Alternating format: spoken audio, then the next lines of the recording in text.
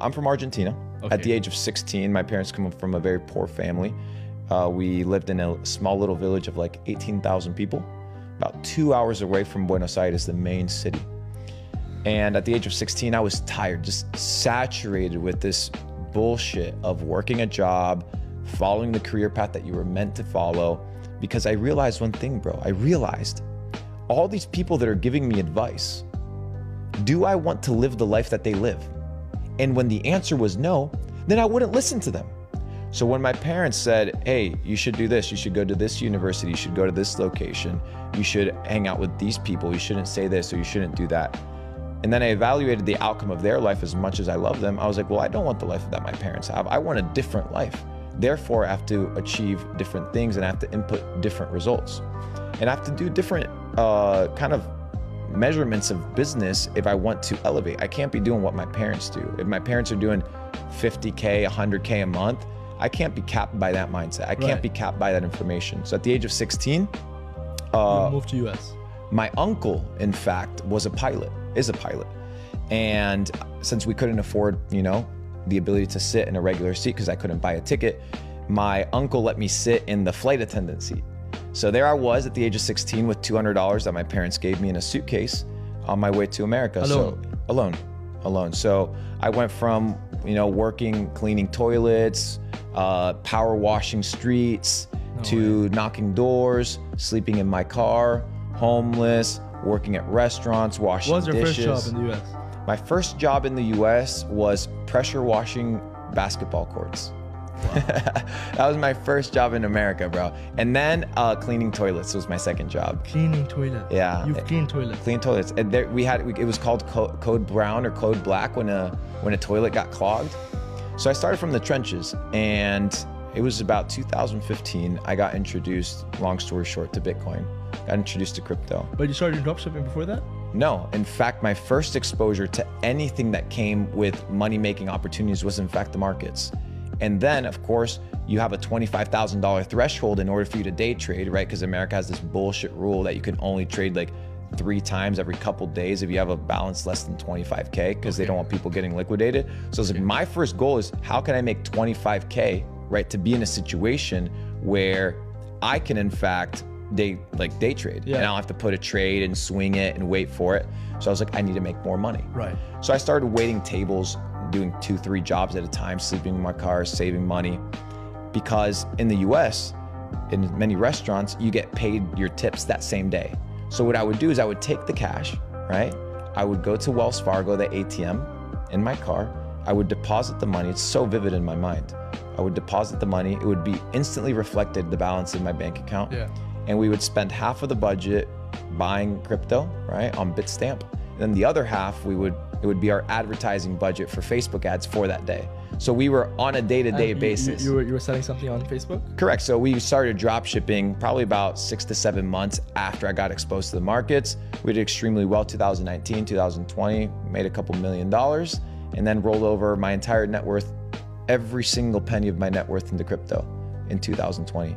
In the crash of March, I remember we were playing Call of Duty. I rented a villa in Miami while everybody was freaking the fuck out about COVID. I was just chilling, making my money, making my moves. And I realized that this was my event to get rich. This was my moment. So I set all my buy orders on Bittrex and on Kraken. And I was buying order blocks of Ethereum, $10,000 every order block at like $90 a piece. Yeah. And then we were buying Cardano at half a penny. And my biggest play, of course, was, which is what I'm most famous for, is PancakeSwap. Your top 10 holder in PancakeSwap. I was a top 10 holder. I owned 1% of the not of the circulating supply, the whole supply of PancakeSwap, even though they continue adding tokens now. But I owned 1% of the supply, sub 50 cents or sub $25 million market cap, something ridiculous. And I rode that up to $2.6 billion market cap. So much so that I tattooed it on my neck. So how much did you make from that investment? Millions. It was a good opportunity. Yeah. A lot of money. Yeah. Enough to put me away for the rest of my life. Yeah, from that play alone, 30 years. I could live 30 years just from that. How much money was it? A lot. Like, you care to see the amount? Over 5. Over $5 million? Yeah. Nice, amazing. And how much did you make from the dropshipping? Generated over 16. $16 million revenue. Damn, that's crazy. Yeah, easy light work, bro.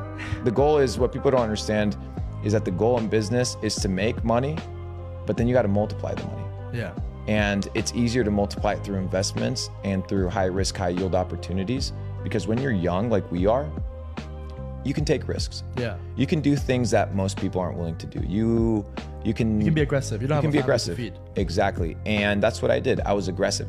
But just like I made, $5 to $7 million in a day in crypto, which is where I made most of my money, I've also lost a ton of money, right? Because I realized that if you want to play big, right, and you want to make a lot of money, you have to be able to bet big as well. Yeah. And that's what people don't talk about. You see it on the news, you see it on Yahoo or CNBC, you see a fund lose $100 million or $200 million, and you don't actually think about how much money that actually is. Yeah. But that's a bet. That's a bet. So I came to realize I'm no longer in the business of doing bets for fucking drop shipping. I'm no longer betting on $50 ad sets and shit of that nature. I'm here doing 10 million plus deals. That's the game that I'm in at this point. Because since you're expending the same amount of time and energy, might as well secure a bigger bag. Yeah. I'll tell you what my biggest niche was. My biggest niche was home products. Why? Because I understood that I needed a few things in order to succeed in dropshipping. One is I needed an evergreen market. I needed to sell a product that wasn't a one-off. I couldn't have one-time customers. I needed repeat customers with long and high lifetime value retention. I needed my customers to be worth more than fucking $14 and spending a ton of money and paying Zuck to give me these customers, because I understood how complicated it was going to be, because the model was very simple, therefore it could be replicated. Yeah. So I was like, okay, let's make our money with dropshipping. It's really good, but also we need to be adapting on everything that's back end. Our SMS flows, our email marketing, our ability to build a funnel of products based on. Where'd you learn all this stuff from? Bro, it's all on the internet, and it's logic. If you're thinking about a customer journey, right? Let's say you enter into my business. Yeah. A lot of this has to do with logic. People are like, oh, where did you learn this shit? Where did you read this? Sometimes you just have to sit down and analyze. Sometimes you just have to sit down and think. Most people don't think. They don't have any time to think. They're always scrolling away, and they have time. They don't make it. Yeah. They don't make time to. They don't make time to think. And when you understand that thinking is actually a skill, you begin to develop it. Yeah. Thinking is a skill set. I spent, in fact, it was about 8 to 12 months sitting around a fire.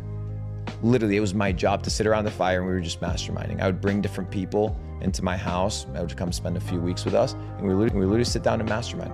I didn't make money for that period of time. We were making, 100, 200K a month, light work, but I spent my entire time developing how to think.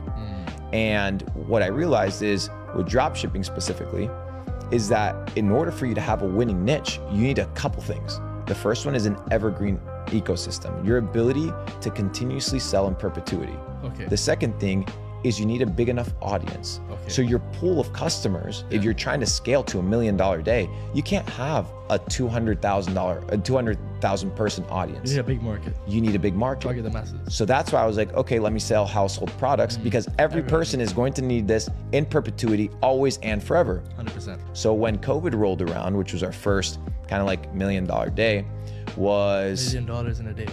Light work. I've done $5 million in a day. Profit. It's nothing, bro. What you're looking at here, Dubai, what I'm doing is fucking pennies, dude. You look in Dubai, these motherfuckers printing $1 billion a day. So when all these kids on the internet, they're like, oh, $5 million, there's no way. Dude, you have no fucking idea the level of wealth there is out there, and your pee-wee brain can't get it. It's okay. So $5 million is chump change. I see it as a stepping stone to what we're gonna be doing in the future. So a lot of people are like, oh, $5 million, show the receipts. Bro, motherfuckers out here doing $1 billion a day. And the receipts are there because they've seen your projects. Oh yeah, you can see the projects. You can literally go on my highlights where I'm literally telling motherfuckers to literally buy every single thing that I bought. I told people to literally buy Bored Ape Yacht Club at 4 ETH, where I was literally buying them up. People didn't listen. I told people to cash out of crypto at $4,000 in ETH. I sold all my ETH at $3,950. Every single penny of it. I have order blocks on my Binance that show $1 million to $2 million sales at that price. Most people were greedy at the time. They wanted to hold for more. Most people are gambling. Most people don't understand that the goal is to accumulate wins. It's compounding wins that matter.